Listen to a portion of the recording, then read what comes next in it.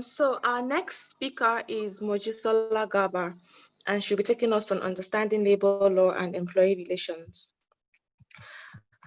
Mojisola Garba is a multi-skilled professional with 20 years cognate experience in human resources and capacity development, project management, and financial services. She has a bachelor's degree in mathematics from Ogun State University and is a member of the Society for Human Resource Management. She also has an MSc degree in strategy management and risk management from the University of Derby. She started her working career in 1997 at the receiving unit of the procurement department of Mobil Producing Nigeria Limited, an affiliate of ExxonMobil. She subsequently worked as a manager, admin and finance at Wilcox Foods Horse Nigeria Limited and Exit Telecommunications West Africa Limited. In 2002, she joined McNair Nigeria Limited as manager admin, HR and projects before joining Port to Port West Africa in 2014. She is renowned for her C-level expertise and experience with setting up company systems and policies. Ladies and gentlemen, I'd like to present Mojisola Garba. Thank you. Good evening. Thank you, Nelson. How are we all doing? Can you hear me, please? Yes, we can. Okay, that's fantastic. Good evening, everyone. I trust we're all doing well. And it's good to have everybody online. And it's a wonderful, wonderful privilege to be on this summit, to be a part of it. Fantastic well done to all the team, the speakers, even the attendees. Thank you all so much. So this evening, for this session, I've been tasked to discuss our understanding of the Nigerian labor law and with regards to employee relations. Now, I would first of all like us to understand that this is a very, very, very deep topic. So I'm going to try and do justice to it for the next 20 minutes, but let's see how deep we can go into it. But first, let's give a bit of explanation. No, 1 minute, let me share my slide, please. 1 minute, let me share my slide. Okay. Okay.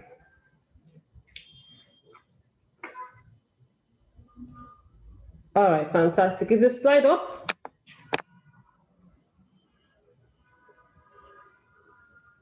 All right, so first, let us talk about, let's just give a very brief explanation of the employee relations and try and move away from the jargons that Mr. Olagunju said we should not use. So simply put, employee relation is plainly the management of the relationships between employees, employers, and every single component that governs whatever organization that we find ourselves in. And part of that has to do with contractual agreements that we draw up between both parties. And in talking about contractual agreements, this is where the employee and the labor law comes in, what we call the Labor Act. If you don't understand your Labor Act or the labor law or the different laws governing your establishment and even the industry that you're working in, it will be very difficult for you to be able to manage anyone, either manage your management team or even your employees. So you have to really, really have deep knowledge of the various laws that govern you. What I'm going to show you is that during this session is that beyond the Labor Act, we have other governing laws. But first, you have to understand the industry that you are operating in. That will also guide you in applying a lot of these laws in the management of your employees. So we will now look at, so we've gone to the relations. Let's go to the next slide. We're going to talk about the status of the Labor Act. Now, the Labor Act that we are using currently is a 2004 revised version of the Labor Act that was enacted in the 70s.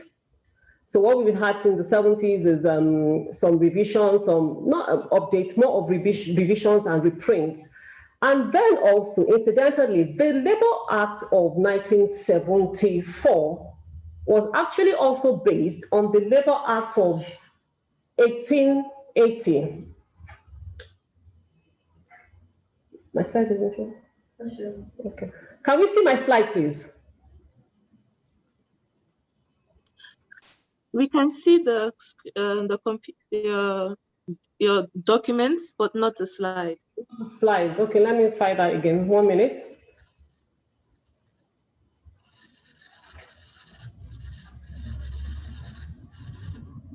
Can we see the slide now? Yes. Yes, we can. Okay, fantastic. Sorry about that. Okay, so let me take us back to have jumped some of the steps. Okay, so we've spoken about the meaning of employee relations, and now we're talking about the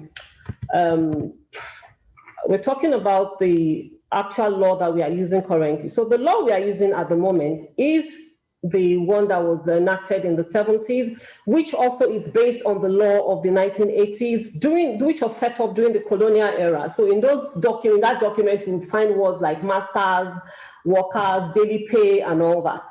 And almost similar to what you find in the King James Version of the Bible, very archaic words. So it's suffice to say right now that the document that we're using is all outdated and very, very inadequate. Inadequate because it's not capturing a lot of the contemporary issues that we are having, that we're facing in all our work environment and in the workforce. So you will have assumed that this document will have been updated. However, it's not adequate. It's outdated. And because of that, you will have to combine the Labour Act with a lot of the other industry laws, which I'm going to list for you in the next few slides. So for HR professionals, it's very, very important that you understand all those governing laws so that when you're managing your employee relations, you can adequately manage them. And in the delivery of your professional service, even for business owners, you need to be able to apply these laws to your company and in the management of your relationship with your employees. So I will say that understanding the employment law is a very important part of the rule that governs the relationship between the employee and the employer. It's very, very key and it's very important. So if we go to the next slide, on this slide, I've listed all the various laws, some, I won't say all, some of the laws that you will meet and you will need in the delivery of your services. These are different agreements that have been drawn over the years at different times, which are not included in the Labour Act, but are also equally important for us to be able to use. You will find a lot of these things appearing in a lot of the contract agreements that you have in your establishment. Now you have the Labour Act, which is the backbone of everything. You have the Factory Workers Act of 2004. You have the National Health Insurance Scheme Act of 2004 also. You have the international governing laws that's under the ILO. You have also the Personal Income Tax Act of 2004 and all the other compliance-related taxes that you can have. You also have the collective working agreement, especially this is very important for people working in unionized organizations. If your corporation, if your office, you have union, you have to understand the collective working agreement that has been drawn between either the management and the union. You also have the state laws. You have the Trade Dispute Act, the Data Protection Regulation of 2019, the Employee Compensation Act of 2010, Pension Reform, National Housing, Trade Union, Industrial Training Funds, Nigerian Oil and Gas Industry Content Development of 2010, and so on. Now, having a knowledge of this document, what it will help you is to guide you in aligning your company to whatever is going on in the labor law, aligning, trying to resolve whatever issues you might have. Understanding the law will give you insight on how to better manage your employees. HR, you have to also determine the kind of HR that you're doing. At this point, maybe I should tell people, there's a very slim line between HR and admin. And some of us don't understand if we are doing HR or if we are doing administration. You have to be able to define those lines. And if you say you're a HR professional, all those laws and any other one that you might need in your industry must be readily available for you to be able to interpret in the management of in the delivery of your professional service. There are some other laws I didn't add, but which I can say, okay, like your company policies, your employee handbooks, they are also part of what you will need, because without them, you can't properly, align your organization effectively. All these various laws must be used in conjunction with the Labor Act, and depending, as we said, on the work environment where your business is operating. Now, because of time, I'm going to pick just two of the laws that I think we can just briefly talk about, and that is the International Governing Law, which appears under the International Labour Standard of the ILO. Now, Nigeria is a member of the International Labour Organizations, and so as a member, we must comply with the standards, the conventions, and the recommendations of the ILO. We must not be found to break any of those laws. And also we have to combine whatever conventions and recommendations the ILO brings out with what you consider international best practices relating to your labor, employment of labor, employee relations, the workplace, and other relevant compliance. It's very, very important. Because of the way we operate in the country, it can be a bit dicey or a bit rough in our path as HR professionals. But we just have to try our best to understand these laws. They are updated regularly, so we must not be found caught unawares. We must understand every single law that applies to that environment that we are operating in. Then also, the collective working agreements for unionized organization. This is very deep. I know majority of us on the group and on the attendees work in SMEs, other corporations and all that. But the collective working agreement actually works. It affects us also.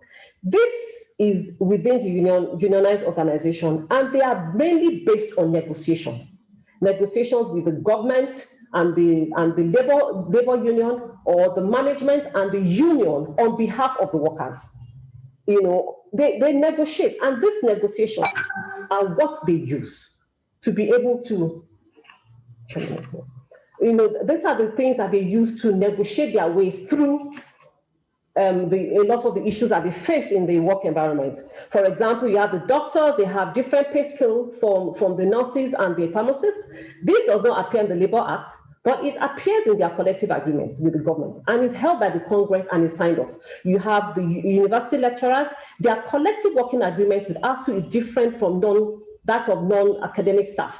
You have that of the senior staff also, that's the registrars and others that are not academic staff. And they also have collective agreement that is different.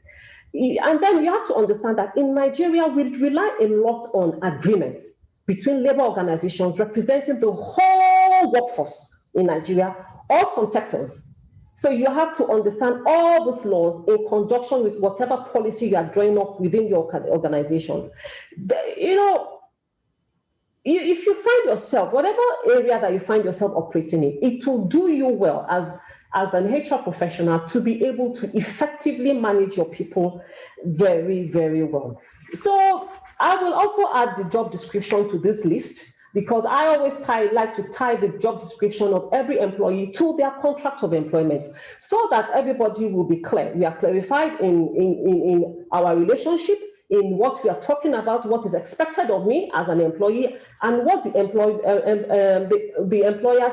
employee expects of the employer, on both sides of the equation. So what all these documents that we've listed will do for you is to ensure the proper management in maintaining the relationships between the employees and the employers. They will guide you on how to mediate issues between both sides and prevent and resolve issues that can arise within the work environment. So I will advise everybody to familiarize themselves with all these documents and any other document you might require in the industry that your organization is functioning with. So then also, I need us to understand that the Labor Act describes workers and employees totally differently. In the Labor Act, workers are those that do manual labor or clerical work, while employees are those that are executives and professions. We throw the word employee around so many times that we ourselves don't even understand what the law says. And the Labor Act only mentions workers. And therefore, they are the ones that are covered by the Labour Act. Anyone you term as employee are those that will be covered by the contract of agreement that they have with that establishment. It can be based on the Labour Act, but it goes beyond the Labour Act for them. That's the only thing that can guide them. I hope we're able to clarify that. Now, I threw this in because a lot of us work in micro, small, and medium-scale businesses who employ between 2 to 199 people. And because of that, there are so many issues that they face. One of those issues is the document that they give their employee. A lot of those documents are not adequate. They are like just offer letters. They will give you name, address, and salary. I'm going to show you a sample of the documents that let me just go there. This slide is showing a sample of the document that I used 20 years ago. My name is there. I left my name on that. I blocked up all the other information. This is just the document I was giving staff, and it only just tells you your salary, and you should meet the admin manager when you come in, and nothing else. Nothing else. So when you have a document like this, how do you resolve any employment issues? How do you relate? How do you clarify any issue that you can meet at any time? Now, the law also allows that you can have verbal or oral agreements, you can have expressed or implied, or you can have written. For the sake of peace in anybody's life, please always stick to written agreements. And I would like you to have manuals, big, not one page like the one I just showed you.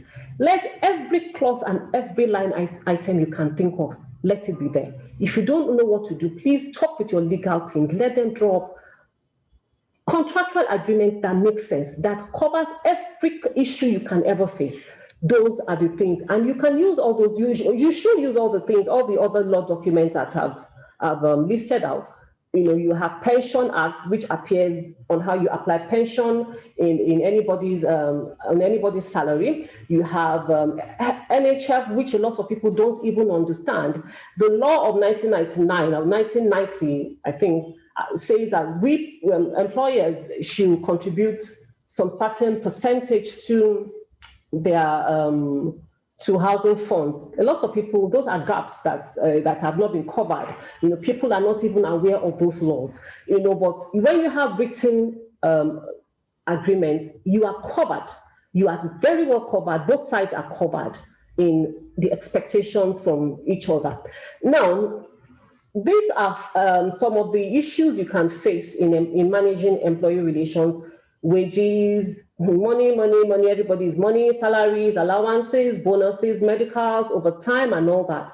There is the conflict management, which is a long topic on its own. There is the issue of annual leave, and then there is layoff and pay cuts. I'm going to talk briefly on this too because of what is going on around in the world. We all understand the reason why there is reduced labor. The law says that it is the responsibility of the employee to provide job or work for the employer. But in a case where there is significant or total loss of revenue or planning for an uncertain future is there, and the employee is not able to provide work for the employers, what you'll have is massive job loss, and then you'll also have reduced cost of labor.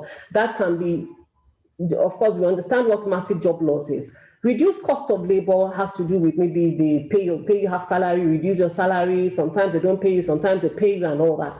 And then the bitter truth is that with what is going on at the moment, according to Forbes, 42% of all job losses caused by the COVID-19 pandemic will be permanent due to the lingering effect of the recession caused by the pandemic. I don't want to scare anybody. I put colors on my slide so that you will not be afraid. You enjoy the colors and not be shaken. It's what Forbes says, but we are Christians. We don't have to accept that. But we just need this to guide our relationship. As business owners, as HR professionals, we just need to be able to manage these issues that are going right. So people are still trying to determine their new normal. So all those things should be updated in your company policies. Okay, let me mention a bit about you need to keep tweaking your company policies to suit what's going on in the world at the moment, so that your employees are not sad. They don't go away with the feeling of, oh, they're not treating us nicely and all that. So you have to communicate with them nicely. Now, I've put in here, we might not necessarily use a lot of this, cost-cutting moves that you can have while you are managing your employees. You can have work sharing, you can have pay cuts for short term before you now decide on staff layoffs, staff furlough, or no upward reviews of salaries, and then reduce partners' pay. I threw this out there because these are areas and issues that you will face in managing your employees. And what will guide you in managing all these issues still goes back to your contractual agreement with your employees, which relies upon all the various employment laws that are available and the contract of agreement that you have, you've agreed with your employees. Now, before you lay your staff off, I expect you to have your strategic planning, your financial intelligence, you adopt short-term measures in saving jobs and also keeping companies afloat. I'm throwing this out there because this also is part of how you will manage your employees. This is a key employee relation matter, where how you plan, how you do your financial intelligence will affect all the lives. It's a relationship between the employees and the employer, and how you manage that relationship is like how you manage your husband, your wife, your father, your son at home. It's still part of it. How you manage all these things will determine how you are able to progress in your establishment, how your establishment is able to advance and be profitable.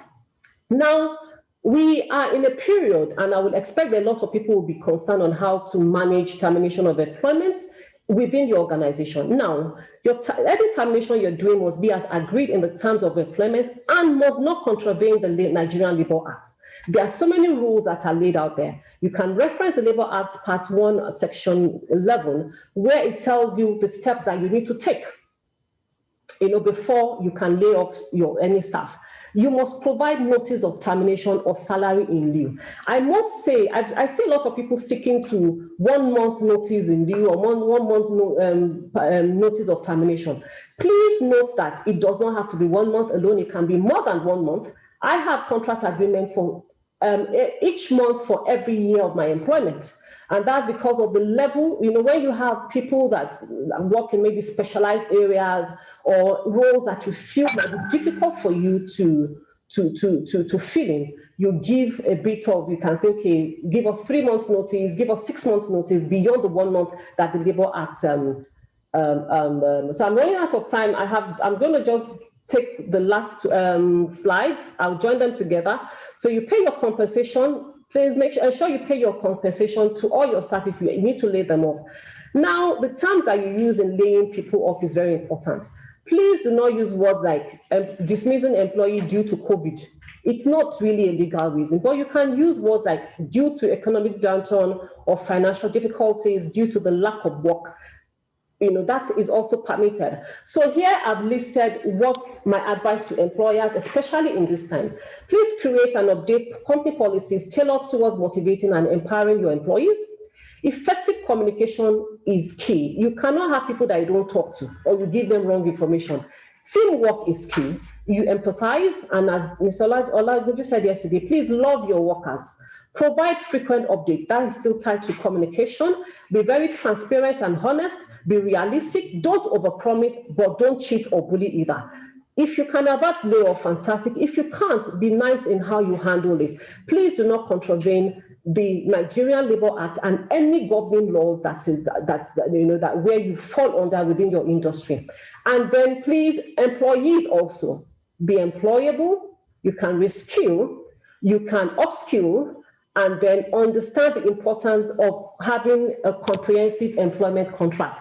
Now, please, that is very important. If you are giving a one-pager, like the one I presented to you, then there's a problem.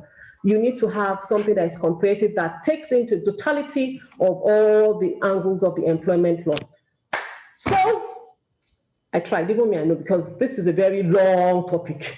It's all about relationships. How you manage your relationship between your employee and your employer using every and all the available laws that are there for you. Please learn them, know them, have them with you, learn to be able to translate them to whatever your organization will require. Thank you very much.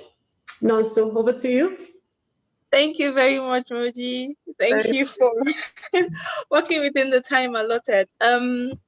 So just a very short recap. It's important that if we didn't take anything, it's important that we understand that we need to familiarize ourselves with the various labor laws, and so that we can use that to manage people in our companies or in our organizations, and as well as align our company practices to these laws. Thank you very much once again. We have 2 questions that I'll quickly just take. So the first one goes, some organizations do not allow HR to apply labor laws. What can HR do to be fully in charge as it relates to employee relations? Okay, I think, funnily, Mr. Lagunju answered part of this yesterday. Look, you have to answer to yourself. Are you practicing HR or you are doing administration? If you are not allowed to apply labor law, then I'm sorry, you are doing admin. You are not doing HR. So you need to be able to navigate that. Over time, you have to let the people that your employees know that as HR, part of your responsibility is to enforce labor law. Compliance is part of it. You have to comply. How you navigate that is part of your role as HR. But I find out that a lot of people don't understand the difference between HR and admin. And a lot of times they join HR with admin, and that's where the confusion is coming from. And then also a lot of the issues you'll have will come from the small and medium corporations that don't understand the requirements. So it's part of your responsibility. What you are employed to do is to make them understand the need. If you have to write them memo, right? If you have to sit with them, sit. Let them understand the need for applying the Labor Act. Clear. Thank you for that response. So the last question that we'll be taking is, can organizations redesign their employment contract to include force majeure components like COVID-19? For now, I think you should put that on your policy. I did say that a lot of companies are still trying to find their feet around what's the new normal for them and all that. And when COVID-19 came in, everybody was caught unaware. They didn't know what to do. It's not part of any of the policies that we have there. But whatever it is you are going to do, you have to collectively agree and communicate among every part of your organization, management, staff, everybody. Then you update it on your policy. If you now feel the need to add it on your contract of agreement, you have to discuss with your staff. A lot of the reasons why people have issues is because they don't discuss with their staff, they don't communicate, they come in looking like bullies and just wanting to bully everybody, and then you force down. But if you collectively agree, discuss it. In union don't like to hear anything. They just like striking. That's why they're able to get away with a lot of the things that they do. But because a lot of us don't work in unionized environments, it's a lot of these things you have to take them on with wisdom. So whatever you're going to apply onto your contract if you need to update your agreement with your staff, communicate with them, let them understand the reason, and then adopt it within your policies and your agreements. Wow, thank you very much for that, Moji. Your answers were right on point and hit the nail on the head. So thank you very much for your time. Thank you for honoring our invitation. And hope we all pick something from Moji's session. So